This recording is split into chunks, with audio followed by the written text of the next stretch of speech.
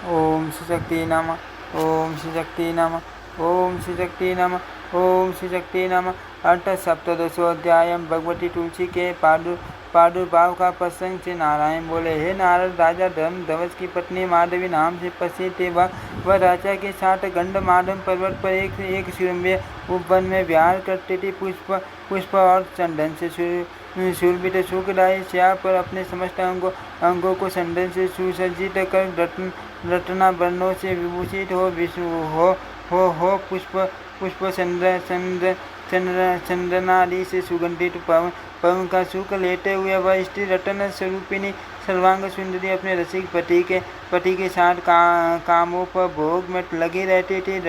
रति क्रीड़ा के विज्ञ वे दोनों कभी भी भोगों से विरत नहीं होते थे। इस प्रकार उनके दिव्य 100 वर्ष व्यतीत हो गए, किंतु उन्हें दिन रात का भी ज्ञान नहीं रहा। तदनंतर राजा के हृदय में उसे ज्ञान का उदय होने पर वे भोग से विरत हो गए, किंतु वह कामासक्त सुंदरी पूर्ण रूप से तप नहीं हुई। दैव योग से उसने शीघ्र ही गर्भ धारण कर लिया। श्री स्वरूप गर्भ वाली वह दिनों दिन सौंदर्य संपन्न होती गई। उसे साध्वी का गर्भ 100 वर्षों तक रहा।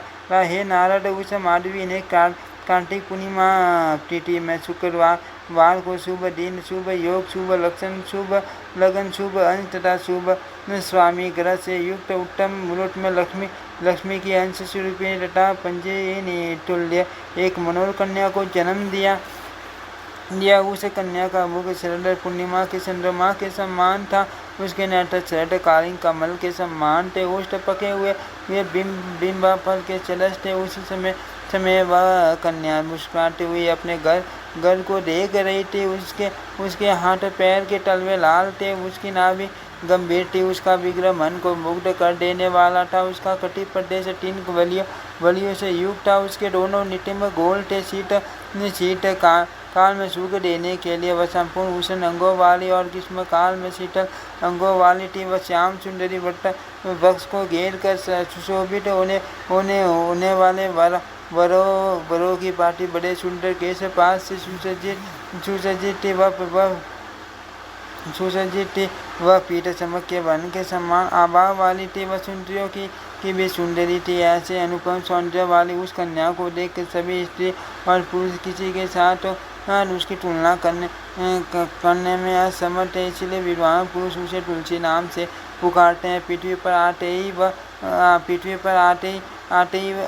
ही वह प्रकृति देवी जैसी योग्य स्त्री हो गई। सभी लोगों द्वारा मना किए जाने पर भी वह तपस्या करने के उद्देश्य से बद्री वन चली गई और वहाँ उसने दिव्य 1,00,000 वर्षों तक कठिन तप किया। स्वयं भगवान नारायण मेरे स्वामी हो, ऐसा अपने मन में निश्चय करके वह ग्रीष्म काल में पंचाग्नि तापती थी।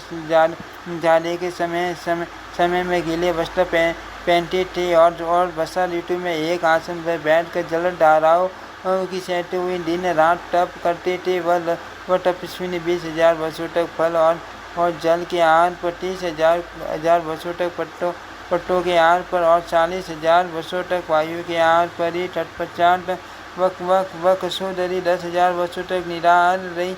इस प्रकार उसे निर्लक्ष्य होकर एक पैर पर स्थित रहकर तपस्या करते हुए देखकर ब्रह्मा जी उसे वर प्रदान करने के लिए उत्तम बद्रिकाश्रम आए।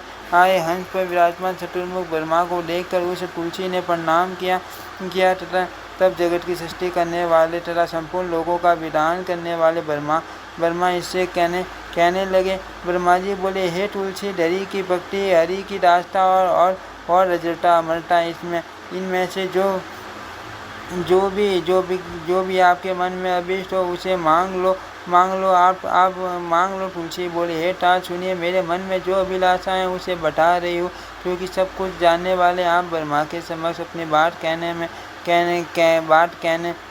मुझे अब लाज ही क्या है। मैं पूर्व जन्म में तुलसी नाम की गोपी थी और गोलोक में निवास करती थी। उस समय मैं भगवान श्री कृष्ण की प्रिया, उनकी अनुसरी, उनकी अंश स्वरूपा तथा उनकी प्रेयसी सखी के रूप में प्रतिष्ठित थी। एक समय जब मैं भगवान श्री कृष्ण के साथ विहार में श्वेत तथा तृप्त अवस्था में थी, तभी रास की अधिशास्त्री देवी भगवती राधा ने रास मंडल में आकर मुझे देख लिया। उन्होंने श्री कृष्ण की बहुत बहुत भर्त्सना की और कुपित होकर मुझे साप दे दिया था।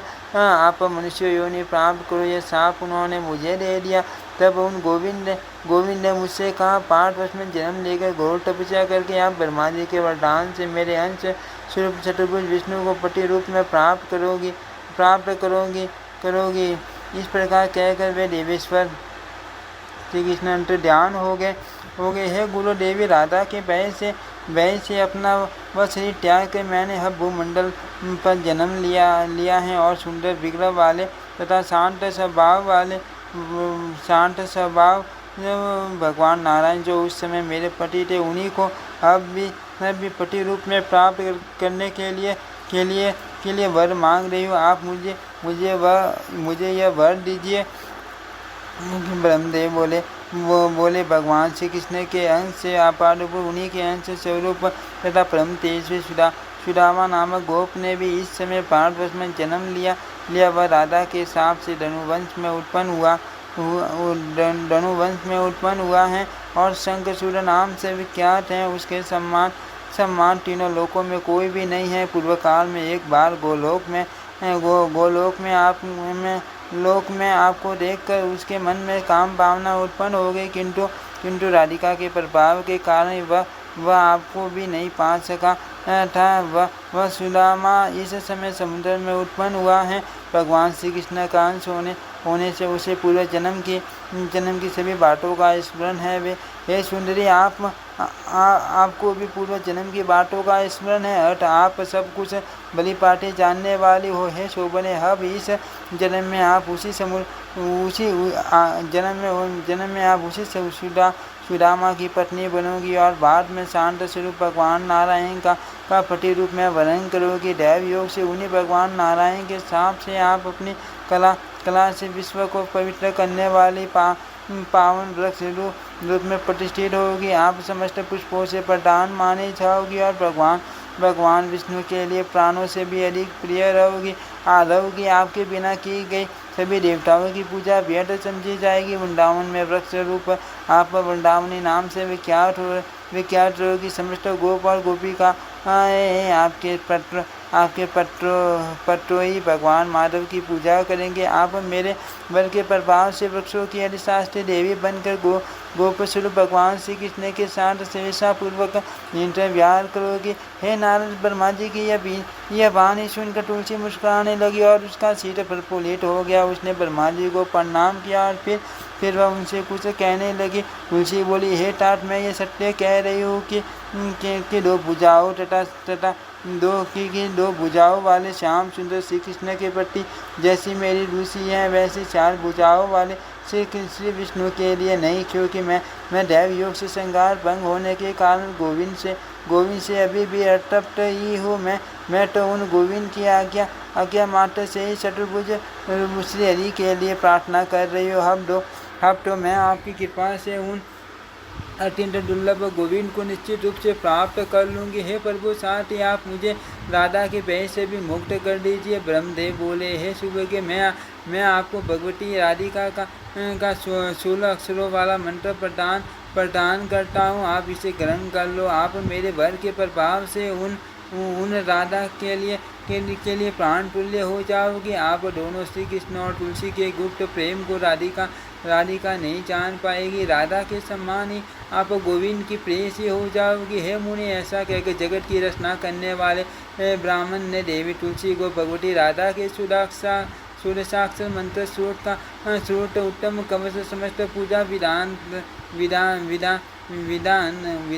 और पुरुषया विधि के कर्म बता करके उसे उत्तम सुभाषीवाद प्रदान किया। तत्पश्चात तुलसी ने पूर्वोक्त विधि से भगवती राधा का पूजन किया और उनकी कृपा से वह देवी तुलसी भगवती लक्ष्मी के समान सिद्ध हो गए। ब्रह्मा जी ने जैसा कहा था उस मंत्र के प्रभाव से ठीक वैसा ही वह तुलसी को प्राप्त हो गया। उसने विश्व में दुर्लभ मान सुखों का भोग किया। मन प्रसन्न हो जाने के कारण उसे देवी के तपस्या जनित सभी कष्ट दूर हो गए, क्योंकि फल की प्राप्ति हो जाने के बाद मनुष्य का सुख उत्तम सुख में परिणित हो गया। तदनंतर पानादि करके तथा सुंदर होकर उस तुलसी ने पुष्प चंदन से सचित मनोहर चया पर चयन किया।